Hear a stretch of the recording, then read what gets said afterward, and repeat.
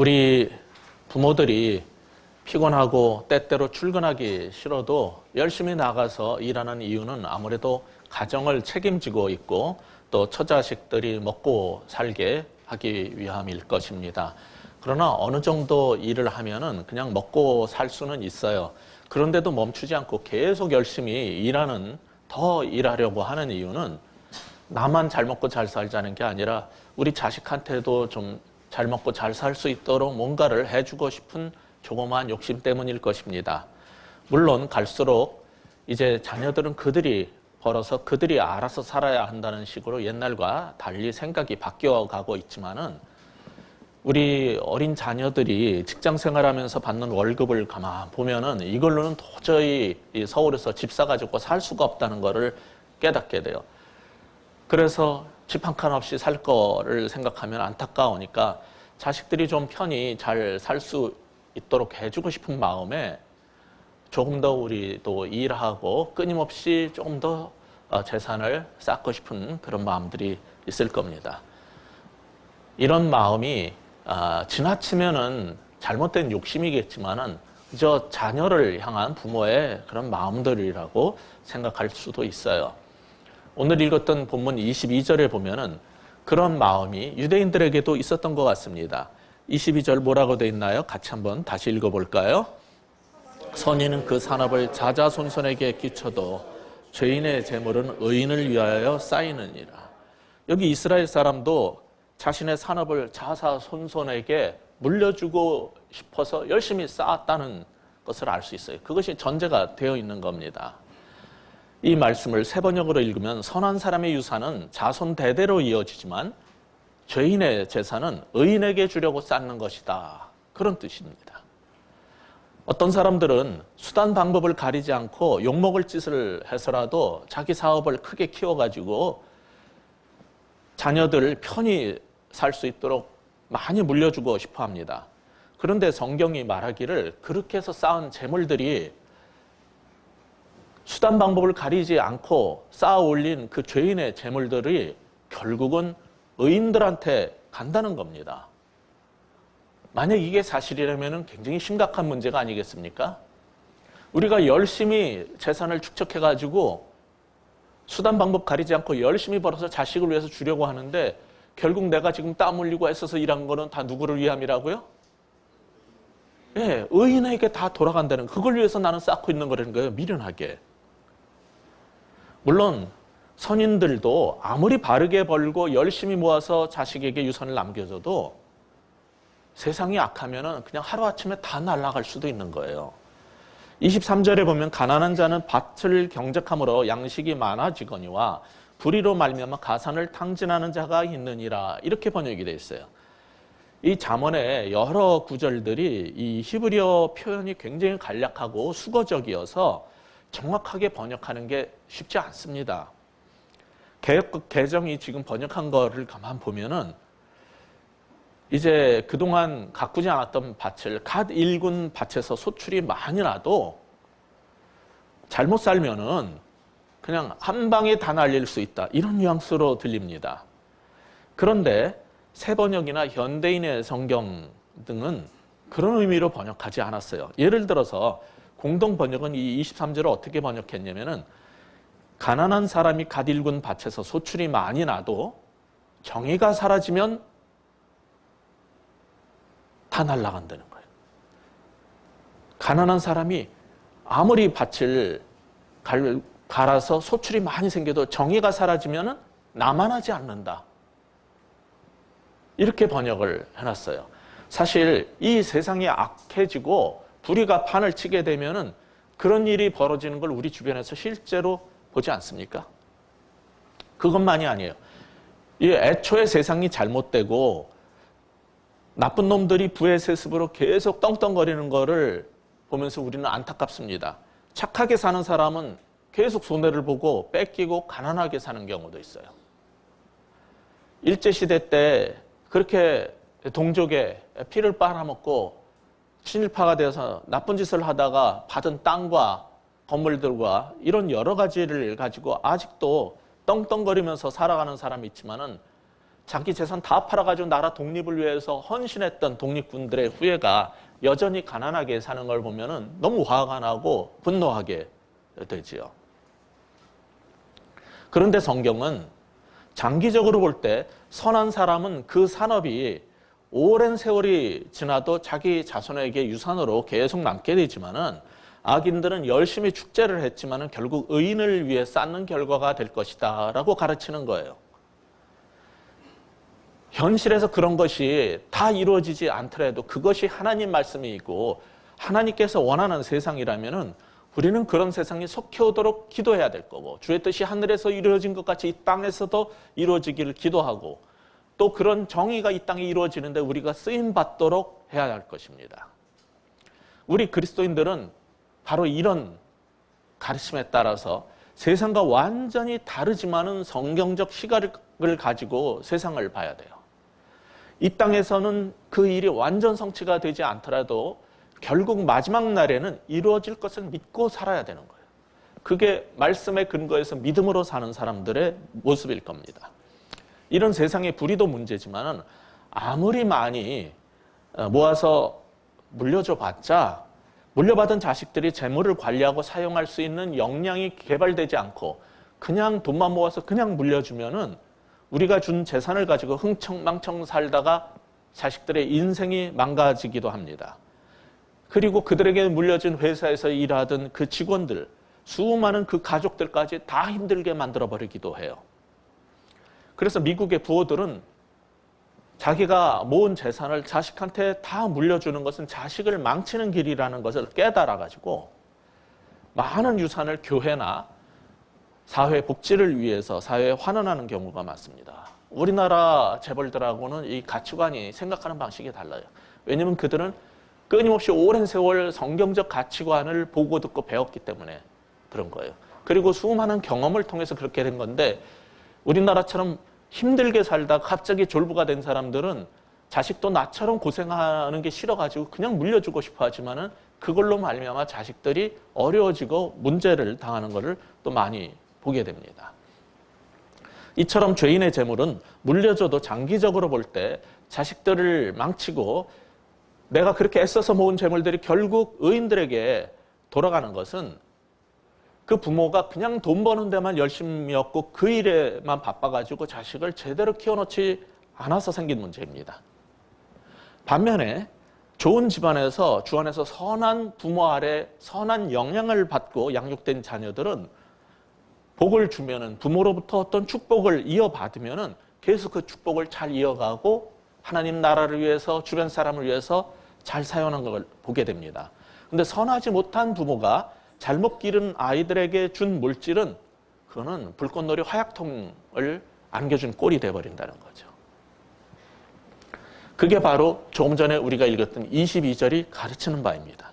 그래서 이런 사실을 인식하는 부모는 자녀 교육하기 전에 먼저 자기 성찰부터 해야 된다는 거예요.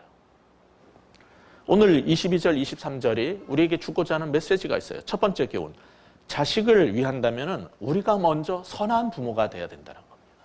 정말 자식을 위한다면 우리가 먼저 선한 부모가 되어야 할 것입니다. 우리 가운데 잘 해보려고 해도 자녀 교육이 마음대로 안 되고 힘들다는 것을 느낀 사람들이 많을 겁니다. 이런 것을 깨닫고 부모가 또 자녀를 제대로 길러보려고 해도 모든 자식들이 부모의 그 뜻대로 잘 배우고 따르지 않습니다. 어떤 그 TV의 다큐멘터리 보니까 어느 부모가 애들을 잘 길러서 미국에서 애들이 몽땅 다 하버드 나오고 예일 나오고 그런 집안이 있더라고요. 어떻게 그렇게 자녀를 잘 길렀냐 그러니까는 항상 책상을 내 책상하고 애들 책상을 다 붙여놓고 같이 책 읽고 공부하는 모범을 보였대요. 저도 평생 우리 애들을 셋을 낳고 계속 학교에 있었기 때문에 어쨌거나 대학원 다니고 또 미국에 박사과정 가서 다른 거 공부하다가 그리고 제가 우리나라에서 석사 마치고 연구소에서 일할 때도 계속 연구하고 책 보는 거를 했어요. 집에서도 봐야 됐고. 그리고 미국에 가서는 나중에 신학을 하고 나서 또 신학교 다니면서 고생 공부를 했죠. 그 다음에 목회할 때도 계속 책을 봐야 되죠. 그러니까 우리 애들은 항상 제가 책 보는 걸 보고 자란 애들입니다. 엄마도 뭐라 그러냐면 애들이 막 뛰고 시끄럽게 굴면 아빠 공부하신다 조용히 해라 이걸 듣고 자란 애들이에요. 그래서 어느 정도 컸는데 이제 나이가 들었더니 엄마까지 공부를 한대. 그래가 또 대학원 다니더니 그 다음에 박사과정보다 더 긴 미국의 그 CPC 기독교 크리스천 카운슬링 하면서 그 심리치료하는 과정을 했어요. 그걸 5, 6년을 했으니 제가 공부하고 그 다음에 교수가 돼서도 계속 책을 보지 엄마도 계속 책 보는 거를 보면서 애들이 뭘 느꼈겠어요? 아, 책 보는 인생은 안 되겠다. 이래가지고 책을 안 봐요. 다 공부하기를 셋이 다 싫어해요. 그래서 선한 의도로 아무리 하버드 보내는 부모 얘기를 따라서 해도 그게 자기 마음대로 되는 게 아니에요. 모든 게 그렇게 되는 게 아니에요. 그렇다고 우리 애들이 뭐 전혀 공부를 안 하고 바닥을 친 건 아니에요. 둘째 같은 경우는 별로 과외를 안 시켰지만은 그 당시에 분당도 다 평준화되고 했을 때 수지만 시험을 보고 들어가고 그 지역에서도 제일 좋은 학교에서 항상 전교에서 탑에 어느 일정 수준 이상을 항상 유지해왔고 좋은 괜찮은 대학 나왔어요. 여기 첫째가 있지만은 첫째도 대학 다닐 때 그 교수님이 부전공 교수님인데 저를 찾아와가지고 얘를 계속 대학원을 보내주고 그러면 자기가 추천서 써서 미국 유학 마치고 교수연으로 쓸 수 있도록 키우고 싶다는 거예요. 그래가지고 너무 고마워서 얘기를 했어요. 그랬더니 대학원 다니면서 공부 더 하는 거 싫다는 거예요. 그 인생은 자기 인생은 자기가 알아서 하는 거니까 그래 네가 원하는 인생을 살도록 해라. 그리고 저는 강요하지 않았어요. 대학 다니는 거, 대학원 이후 계속 공부하는 거 이거는 성인으로서 자신이 선택할 문제지만은 어렸을 때는 공부하기 싫고 그냥 놀이터 가서 놀고만 싶어 할 때 그냥 내버려 두는 것보다는 책망하고 교육시키는 게 잘못된 게 아닙니다. 어린애가 뭘 잘 몰라가지고 잘못하면 혼을 내서라도 바로 잡아야 한다는 겁니다. 그게 바로 24절이 가르치는 바예요. 24절 같이 읽어볼까요? 다시 읽겠습니다. 시작. 매를 아끼는 자는 그의 자식을 미워함이라. 자식을 사랑하는 자는 근실이 징계하느니라. 아멘. 공동번역은 이 구절을 아주 재밌게 번역을 해놨어요. 자식이 미우면 매를 들지 않고 자식이 귀여우면 채찍을 찾는다. 간단하게 번역하면서 전곡을 찔러놨어요. 자식이 미우면 매를 들지 않고 자식이 귀여우면 채찍을 찾는다는 게 이 구절의 뜻이라는 거예요. 이런 하나님 말씀을 들으면은 아니 21세기에 살면서 어떻게 애한테 매를 들이댈 수 있냐고 반발하는 부모도 있을 수 있어요. 자식을 너무 사랑하기 때문에 애를 때리면 안 된다는 거예요. 그런 사람들을 위해서 영어 성경 중에서 NLT라는 번역이 있는데 이 구절을 이렇게 번역해놨습니다. 만일 당신이 자식 징계를 거부한다면 그것은 당신이 자식들을 사랑하지 않는다는 것을 증명하는 것이다. 만일 당신이 자녀들을 사랑한다면 당신은 자녀들 훈계를 신속히 할 것이다. 이렇게 단호하게 번역해놨어요. 우리는 내 생각과 이 성경의 가르침이 다르다고 이런 성경의 말씀 그냥 흘려 들으시면 안 되는 겁니다. 어떤 아이들이 어렸을 때부터 부모의 지갑에 계속 손을 대는 거예요. 근데 아이가 귀엽고 사랑스러워서 그냥 모른 체하고 덮어주고 훈계를 하지 않고 그대로 방치를 하신다면 그 아이가 커서 어떤 사람이 될지 생각해 보셔야 되는 겁니다. 그게 정말 사랑의 길인지, 훈계하지 않고 징계하지 않는 것이 바른 길인지. 이 잠언은 여러 군데서 자녀 교육에 대한 걸 가르치고 있어요. 잠언 28장 24절을 여러분이 한번 찾아보세요. 거기서 뭐라고 말합니까? 잠언 28장 24절에 보면은 부모의 물건을 도둑질하고서도 죄가 아니라 하는 자는 멸망받게 하는 자의 동류니라. 부모의 물건을 도둑질하고도 이건 죄가 아니다, 잘못된 게 없다라고 하는 자는 멸망받게 될 사람들의 한패라는 거예요. 그 인생이 되고 만다는 거예요. 따라서 매를 드는 것이 옳다고 성경이 말하는데 이런 성경의 가르침을 가부장적이고 폭력적이고 고대 근동 지역의 교훈이라고 하면서 신약 시대에 살면서는 이렇게 하면 안 된다라고 주장하는 사람도 있더라고요. 그러면 그들은 신약 히브리서 12장 5절 이하를 읽어보셔야 됩니다. 신약의 히브리서 12장 5절에 보면은 내 아들아 주의 징계하심을 경히 여기지 말며 그에게 꾸지람을 받을 때 낙심하지 말라. 주께서 그 사랑하시는 자를 징계하시고 그가 받아들이시는 아들마다 채찍질 하심이라 하였으니. 8절에 보면은 징계는 다 받는 것이거늘 너희에게 없으면 사생자여 친아들이 아니니라. 예수 믿는데 왜 우리 인생에서 이런 고난이 있습니까? 왜 아픔이 있습니까? 하나님 당신 살아계시기나 한 것입니까? 이렇게 생각하는 사람이 있어요. 성경은 우리를 사랑하기 때문에 때로는 징계하시고 훈계하신다는 거예요. 그런 걸 통해서 우리가 잠시 몸의 고통을 받고 인생을 살면서 잘못된 것에 대해서 책망을 받을지라도 나아지고 우리 영혼이 정말 구원받을 수만 있다면 하나님은 우리를 사랑해서 그 일을 하시겠다는 거예요. 그래서 사랑하는 자마다 책망하고 징계한다라고 신약이 가르쳐주고 있습니다. 또 이 말씀에 힘을 얻어가지고 애가 조금만 잘못해도 품어주는 마음이나 사랑의 마음 없이 그저 무조건 혼만 내거나 훈육이라는 명목으로 심하게 때리는 것은 부모 자신의 분노 조절 장애 또는 폭력성을 보이는 것일 수도 있는 겁니다. 우리가 읽었던 이 24절이 말하는 것은 옛날 부모님들이 생각하는 것처럼 무조건 엄하게 키우라는 말은 아니에요. 그렇게 키운 부모들은 나이가 들면 거의 대부분 후회합니다. 여기 같이 예배드리고 계시지만은 뭐라고 이름은 굳이 말씀 안 드리겠어요. 그 형제님 가정 얘기를 들어보니까는 부모님이 선생님이었기 때문에 굉장히 엄하게 키우셨던 것 같아요. 그래서 자녀들을 아름답게 잘 이렇게 양육해 놓으셨어요.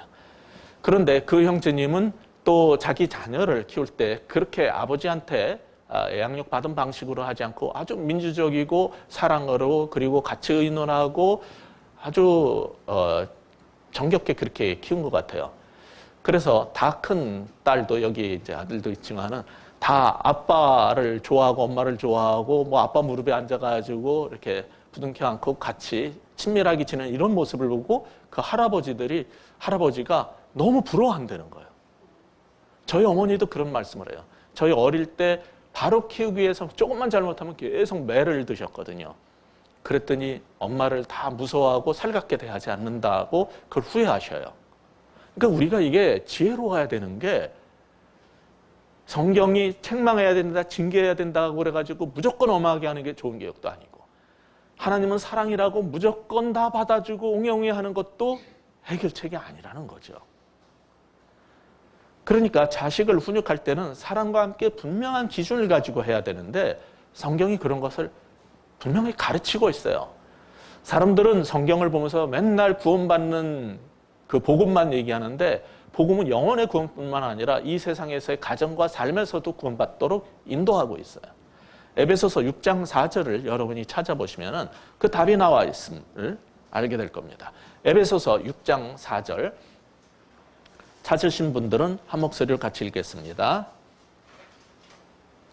에베소서 6장 4절 자, 같이 읽습니다. 시작. 또 아비들아 너희 자녀를 노엽게 하지 말고 오직 주의 교훈과 훈계로 양육하라. 우리의 징계가 책망이 훈육이 이게 사랑이 동기이고 너희들을 위한 것이라는 것을 애들이 느낀다면요. 분노하고 반발하면서 대들지 않을 겁니다. 그런데 너무 그 사랑 없이 세게 야단만 치고 너희를 위한 거다라고 하지만은 자신의 못마땅함의 분노의 표출이라면 애들이 느껴요. 그러면 대들게 돼 있습니다. 그래서 여기에 아비들아 너희 자녀를 노엽게 하지 말고 그렇다고 계속 웅야웅야 해서는 안 된다는 거예요. 그 다음에 기준이 제시되는데 그게 뭡니까? 부모인 나의 훈계를 하면 안 된다는 거예요. 내 생각에는 이게 잘못됐고 너는 내 뜻대로 이렇게 해라라고 말하지 말고 오직 뭐로 하라고요? 주의 교훈과 훈계로 양육하라는 거예요. 그 기준이 다른 거예요. 대부분의 부모님이 자녀의 양육에서 어디서 실패하는 거냐면은 못마땅해가지고 내 방식대로 키우려고 내 훈계를 합니다. 근데 성경의 기준은 오직 주의 훈계와 주의 교훈으로 양육을 하라는 거예요. 그게 차이입니다. 여러분의 자녀 양육과 훈계는 어떤 모습입니까? 그렇다면 우리가 최선을 다해서 자식들을 바르게 가르치고 기르려고 애썼는데도 자식이 잘못됐다면 우리의 훈육에 잘못된 점이 혹시 성경적이지 않은 점은 없는가를 돌아봐야 할 것입니다. 지금은 종용했지만 그 화제의 드라마였던 스카이 캐슬이라는 드라마를 보면은 김병철이 연기한 로스쿨 교수 차민혁이라는 사람이 있죠. 그 자식들을 명문대에 보내려고, 왜냐면 자기가 어렵게 그런 자리에 올라갔기 때문에 그 컴플렉스가 있어서 그런지 더 좋은 교육을 시키고 더 높은 자리에 올라가게 만들고 싶었던 것 같아요. 그래가지고 굉장히 엄격하게 양육을 하고 교육하는 방식을 택했어요.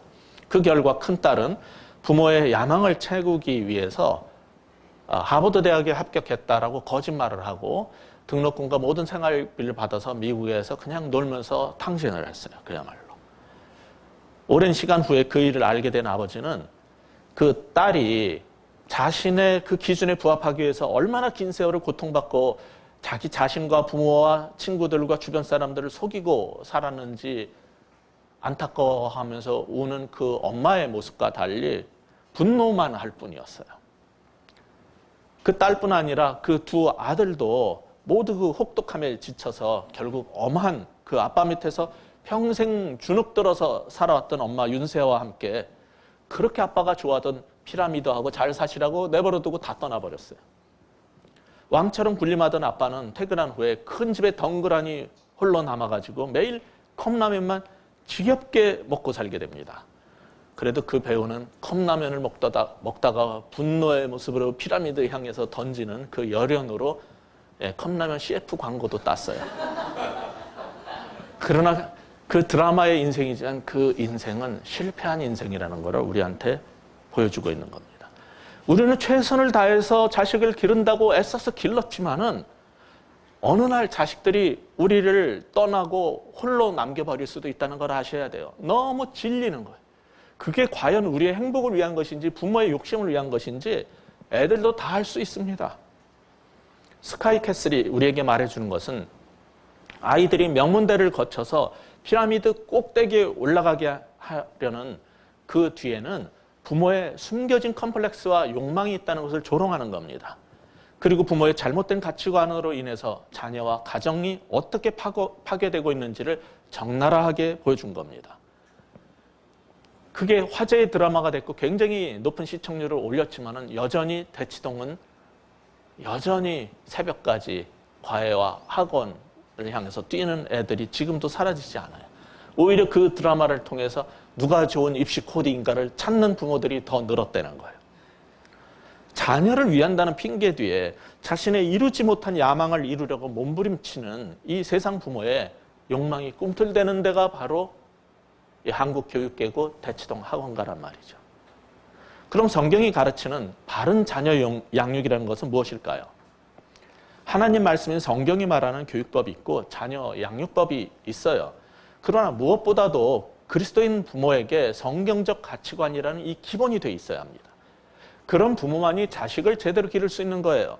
이건 교회를 오래 다니는 거하고 관계가 없어요. 한국 교회는 대부분 천당 가는 것만 가르치고 신앙생활만 가르쳤지 어떤 아빠가 되고 어떤 엄마가 되고 어떻게 직장 생활을 해야 될지 세상에서 어떤 존재가 돼야 될지를 제대로 가르치지 않았기 때문입니다. 성경은 자녀들을 사랑으로 양육하지만은 그들이 자신의 꿈을 펼 수 있도록 도와줄 것을 요구하고 있어요.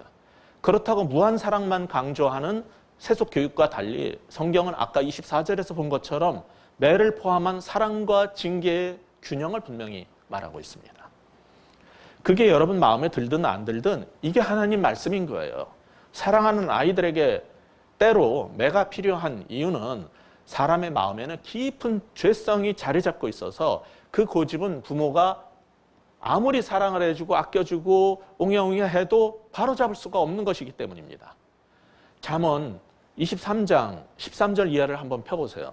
잠언 23장 13절 이하를 보시면은 이런 말씀이 나와요. 아이를 훈계하지 아니하려고 하지 말라.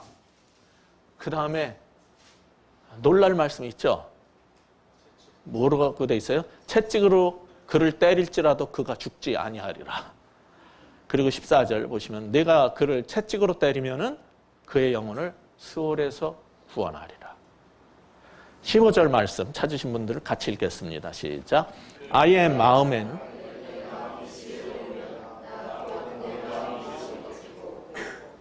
아이의 마음에 미련한 것이 또 얽혀 있어요. 그래서 징계하는 채찍은 어떤 일을 하게 돼요? 그 미련한 마음을 멀리 내쫓는 일도 벌어져요. 그런 책망 속에서. 자식을 세상 성공의 기준에 따라서 그저 스카이 캐슬에 넣기 위해서가 아니라 그 영혼을 음부에서 구하기 위해서 때로는 매가 필요하다는 거예요. 이게 성경의 가르침이죠. 그러나 이 말씀에 아멘하고 또 채찍과 몽둥이로 애들을 막 때리면서 막말을 할 때는 이게 과연 우리 애들의 영혼을 죽음에서 구원하기 위한 것인지 내 욕심을 채워주지 못한 화풀이인지 그 동기를 우리는 물어봐야 할 것입니다.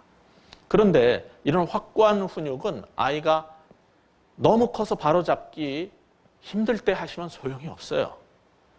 아이가 아직 어릴 때 해야 하는 것입니다.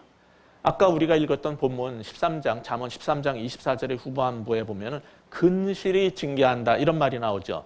이 근실이라는 말을 아까 제가 NLT 영어 성경을 그걸 번역해서 읽어드렸는데 근실이 징계한다라는 뜻이 아니라 신속히 징계한다라고 번역을 했어요. 근데 그 단어를 다르게 번역을 하면 일찍이라는 뜻입니다. 어려서부터. 정말 자식을 위한다면은 매를 아끼는 자는 그 자식을 미워하는 건데 자식을 사랑하는 자는 일찍부터 어려서부터 그 아이를 징계한다라고 오늘 본문이 가르치고 있는 거예요. 그러면은 잠언 22장 6절에 뭐라고 그러냐면 마땅히 행할 길을 아이에게 가르치라 그리하면 늙어도 그것을 떠나지 아니하리라 그러거든요. 따라서 오늘 본문이 우리에게 말해주고자 하는 두 번째 뭡니까? 자식을 위해서라면 어릴 때부터 사랑과 훈계를 병행해 길러야 된다는 거예요.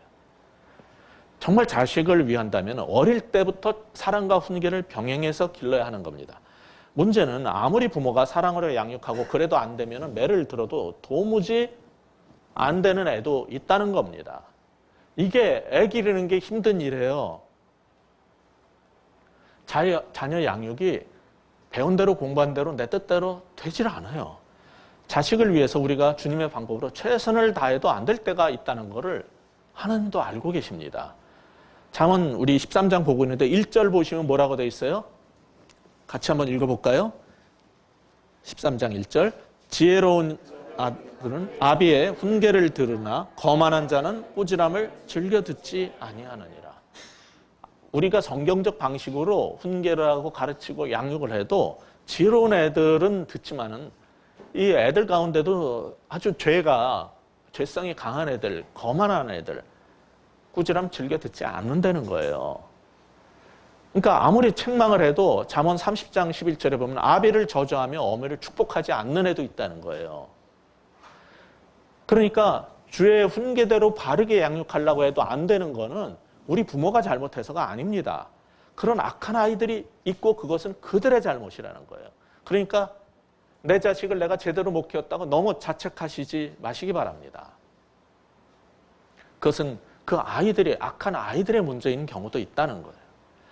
사무엘상 2장 25절에 보면 이런 말이 나와요. 그들이 자기 아버지의 말을 듣지 아니하니 이는 여호와께서 그들을 죽이기로 뜻하셨음이더라. 너무 엄청난 말씀이죠. 이 말을 오해를 해가지고 부모가 말려도 부모 말 듣지 않는 애들이 있는데 하나님은 그놈들을 멸망시키려고 작정해 놓으셔가지고 부모 말을 안 듣게 만든 거다. 이런 뜻이 아닙니다. 부모 말을 안 듣는 아이들은 그들이 자신의 불순종과 죄로 자신의 멸망과 심판을 자초하는 거라는 거예요. 부모가 아무리 애를 써도 그런 애들도 있다는 거예요. 그러니까 우리는 자식들이 이런 아이가 되지 않기를 바라면서 처음부터 어떻게 해야 될까요? 아이를 임신하게 되면은 아직 우리 가운데도 미혼인 사람도 있고 아직 자녀가 없는 사람들은 아이를 임신하게 되면은 임신했을 때부터 뱃속에 있는 그 아이를 위해서 그 영혼과 그 마음밭을 위해서 기도해야 되는 겁니다. 그 아이의 영혼을 위해서 기도하고 말씀으로 태교한 사람들은 그 아이들이 많이 다르다는 것을 우리 주변의 간증 통해서 많이 보게 될 거예요. 그러나 크리스찬이고 자기가 주의 종이라도 아무 상관없이 애들을 기른 사람들이 있어요. 근데 그런 사람은 제사장의 집에서 태어났어도 목회자의 집에서 태어났어도 엉망이 되는 경우가 많습니다. 엊그제 아내와 얘기를 하다가 지적 장애아를 둔 한 부모 얘기를 듣게 됐어요. 그 집 아이는 지금 그 오빠나 그 여동생이나 다 20살이 넘은 애들인데 덩치는 산만큼 큰데 행동하는 거나 생각하는 게 어린 나이예요. 이 지체 장애이기 때문에. 그래서 어딜 나가면 아직도 기저귀에 그 20살이 넘은 그 애가 응가를 하기도 하고 소리 지르고 떼를 쓰기도 한다는 거예요. 옆에서 봐도 힘들고 안타까운 거예요. 그 부모가 그런 애를 기를 때 얼마나 힘들까. 근데 그 부모는 한 번도 하나님을 원망하지 않고 그런 자식 돌보는 것을 주님께서 자기에게 주신 사명으로 알고 20년 넘게 키우고 있다는 거예요. 그 얘기를 듣다가 저는 우리 애들 때문에 정말 감사할 게 너무 많다는 것을 다시 한번 깨달았어요.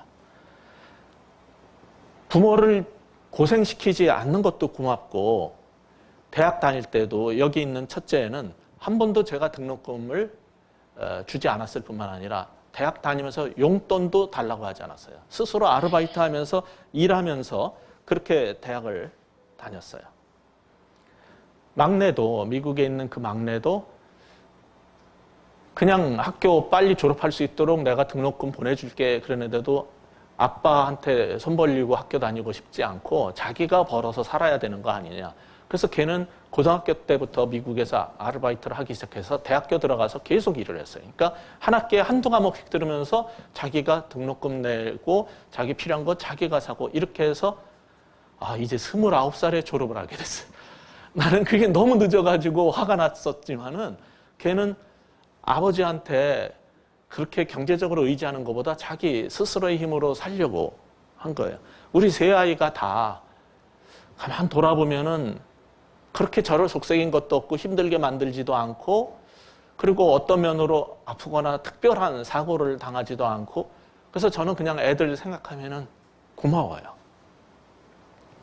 부모의 욕심으로는 모든 게 자기 원하는 대로 만들고 싶은 그런 게 있을지 모르겠지만은 아무 말씀 없이 잘 크고 잘 살아주고 있으니까 주님께도 감사하고 애들한테도 고마운 거예요. 그런데 지난 금요일 날 제가 설교 준비를 하다가 머리 좀 식힐 겸 인터넷 뉴스를 이렇게 봤는데 황당한 기사가 있더라고요. 5월 5일 방콕에서 중국 상해로 가는 중국의 그 춘추항공의 여객기가 출발을 해야 되는데 탑승구에서 엄마가 그걸 못 뜨게 막다가 안 되니까 누워 버티는 사진이 올라왔어요. 그 사연을 보니까 참 이게 한심한 일인데 출발 시간이 다 됐는데도 면세점에서 쇼핑을 하고 있는 딸이 안 오니까 비행기가 출발하지 못하게 엄마가 막은 거예요. 그러니까 그 상황을 알게 된 승객들이 화가 나가지고 전부 일어나가지고 그 사진도 올라와 있더라고요. 막 뭐라 그러고 비행기 출발시키라고. 그러니까 승무원들이 탑승구를 닫고 출발하려고 했더니 그 비행기하고 이 탑승구 연결하는 그 다리가 있잖아요. 탑승교가. 거기에 그냥 벌러덩 누워가지고 버팅긴 거예요. 30분 후에 딸이 양손에 선물 보따리를 잔뜩 들고서는 막 쇼핑 보따리를 들고 이제 온 거예요. 비행기에서 화가 나가지고 항공사에서 두 엄마랑 딸을 안 태우고 그냥 출발해 버렸어요. 이 사건이 이제 중국 인터넷 웨이보인가 거기에 올라온 거예요. 중국 사람들이 이런 모녀는 중국 땅에 발을 못 붙이게 못 들어오게 해야 된다 이런 거예요. 제 생각하기에는 그런 인간들은 태국에 남겨놓으면 안 돼요. 그냥 찾아가야지. 우리도 태국 가야 되는데 그런 인간들이 계속 거기 남아있으면 안 돼요. 근데 비행기 출발 시간이 되든 말든 자기 할 일만 하고 쇼핑만 하는 이 몰상식한 딸을 만든 게 누굴까요? 바로 그런 추태를 부린 엄마 아니겠습니까? 어려서부터 식당이고 어디고 가서 자기 원하는 걸 해줄 때까지 애가 들어눕는 경우도 있고 아니면 엄마가 이렇게 들어누워요. 둘 다 똑같은 사람들이에요. 그런 부모가 그런 자식을 만드는 거예요.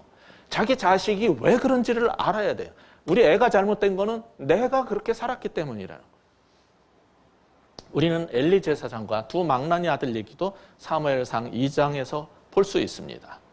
사무엘상 2장 12절에 보면 엘리의 아들들은 행실이 나빠 여호와를 알지 못하더라 이렇게 되어 있어요. 이처럼 제사장 집안에서 태어나서 모태신앙으로 살아도 하나님 모르는 애들도 그렇게 교육받은 애들도 있다는 거예요. 그렇게 자라는 애들이. 사무엘상 3장 10절에 가면 하나님은 어린 사무엘을 불러서 그 사무엘을 세우시고 원로 제사장 엘리 가문의 제사장직을 끊어버리겠다라고 하시는데 그 이유가 뭘까요? 사무엘상 3장 31절 후반에 나와 있습니다. 이는 그가 자기의 아들들이 저주를 자청하되 금하지 아니하였습니다. 그 아들들이 믿음 없이 살고 하나님의 심판과 저주를 자청하는 삶을 계속 살게 만든 것은 부모의 책임이 있다는 거예요. 그렇다고 엘리 제사장이 자기 자식이 잘못하는 것을 한 번도 막지 않고 뭐라고 안 친 거는 아니에요. 사무엘상 2장 24절에 보면 내 아들들아 그리하지 말라. 내게 들리는 소문이 좋지 아니하니라. 너희가 여호와의 백성으로 범죄하게 하는도다라고 야단을 쳤었어요. 그러나 결과적으로 자식들의 행동을 바꾸지 못해서 막지 못해서 그 집안 전체가 심판을 받게 된 겁니다. 여러분 식당이나 건널목에서 얘들아 뛰지 마 그러면 다쳐 이렇게 말 한 번 했다고 뛰어다니던 아이가 달리는 차에 치였을 때 난 할 책임 다 했다라고 말할 수 있습니까? 아닙니다. 차가 막 달리는 사거리 신호등 앞에서 애가 자꾸 뛰면은 손을 꼭 잡고 차도로 뛰어들지 못하게 해야 하는 겁니다. 그게 부모에게 맡겨진 책임이에요. 애들을 기를 때는. 내가 자녀에게 말했지만은 계속 고치지 않고 잘못하다가 주변에 피해를 주고 자기도 다치고 하나님 앞에서 심판에 이르는 것은 우선적으로는 그 아이의 문제지만은 부모도 할 책임을 다했는가를 물어봐야 된다는 겁니다. 따라서 22절처럼 우리가 재물을 주기 전에 먼저 우리가 선한 부모가 돼야 되는 거고 24절이 말하는 것처럼 근실이 징계도 해야 되는 거예요. 따라서 오늘 이 본문이 가르쳐주고 있는 마지막 교훈은 자식이 귀하다면은 방치하지 말고 부모의 책임을 다하라는 겁니다. 정말 자식이 귀하다면은 내버려 두면 안 돼요. 아무리 내 할 일이 바쁘고 직장 생활이 힘들어도 자식이 정말 귀한 줄 알면 방치하지 말고 부모의 책임을 다해야 하는 겁니다. 사실 자녀들의 잘못을 제대로 바로잡지 못한 것에는 우리 부모들의 문제가 있습니다. 사무엘상 2장 29절에 보면 너희는 어찌하여 그러면서 뭐라 그러냐면 내 아들들을 나보다 더 중히 여겨 라고 책망을 하십니다. 그 근본에 뭐가 들어있냐면은 엘리 제사장의 문제는 아들을 하나님보다 더 귀히 여겼기 때문에 이 꼴이 나게 만들었다는 거예요. 자식들의 잘못된 삶을 막지 못한 거는 그냥 애들을 애지중지하면서 하나님보다 귀하게 여긴 거라는 거죠. 성경은 하나님보다 더 귀하게 여기는 것은 우상이라고 말하고 있어요. 그래서 30절 후반에 가면은 그 사무엘상 2장 30절 후반에 가면은 이렇게 말합니다. 나를 존중히 여기는 자를 내가 존중히 여기고 나를 멸시하는 자를 내가 경멸하리라 그럽니다. 자식을 아무리 사랑해도 하나님보다 더 귀히 여기는 것은 바른 일이 아니라는 거예요. 따라서 우리는 최선을 다하지만 우리의 최선이 자식을 망치고 집안을 망치게도 할 수 있다는 데 비극이 있는 거예요. 아까 방콕발 상해로 가는 비행기에서 본 엄마의 자식 사랑이 빚은 얘기를 했어요. 요즘 중국의 졸부들의 그런 행태라든지 우리나라에서도 농사 짓다가 땅이 택지 개발되면서 갑자기 졸부된 사람들을 몰상식하는 행태를 다들 비난을 하는데 공통점이 뭐죠? 이 사람들이 돈만 많지 소양이 안 된 사람들이에요. 그래서 남을 무시하고 자기 중심으로 살고 갑질로 이웃과 공동체를 파괴하는 사람들이에요. 그 갑질하는 대한항공의 그 한진그룹의 이명희를 보고 자란 아이들이 그 한진의 조연아 조연민이 된 거예요. 그 두 여인은 엄마가 보고 한 행동을 보고 살았고 자기들이 그렇게 행동하는 거예요. 근데 뉴스를 보니까 자기 애들한테도 또 그러더라고. 이게 계속되는 거는 집안에서 그렇게 살아왔기 때문에 그런 거예요. 저는 그걸 보면서 조연아 조연민에게는 화가 나지만 그 어린애들이 너무 불쌍한 거예요. 부모가 저런 식으로 사는 걸 보면서 자라면 애가 앞으로 어떻게 될까? 애들의 미래가 걱정이 돼요. 오늘 제가 두 조씨 집안 얘기를 했지만은 우리 가운데 계신 조 가문 한 분은 잘 그래도 이렇게 양육을 하지만은 또 하나의 조씨 가문은 이게 도통 국민의 공분을 불러일으키는 집안이 돼버린 거예요. 돈만 많으면 뭐 합니까? 그 한진그룹 없어도요 행복하게 사는 게 그게 더 축복인 거예요. 꼭 그렇게 한진 같은 재벌이 돼야 되는 겁니까? 두 집안의 차이는 부모의 자녀 양육 방식도 차이가 있고요. 부모들의 삶이 달라서 그런 거예요. 따라서 우리는 자녀 양육, 직장에서 어떤 사람은 후진 양성, 이 모든 것에서 바른 양육의 필요성을 절감하게 되는 겁니다. 부모가 계속 사업 성공, 세상에서 주목받기, 유명세만 추구하면요, 애들이 망나니 짓을 해도 바빠서 그 손 못 댑니다. 안 됩니다. 그런 애들이 커서 다 세상과 이웃을 파괴하고 자기 자신도 망가뜨리는 거예요. 우리는 돈 많이 벌어서 자식들한테 다 줬다고 최선을 다했다라고 하지만 우리의 최선이 자식을 망칠 수도 있다는 것을, 집안도 망칠 수 있다는 것을 알아야 합니다.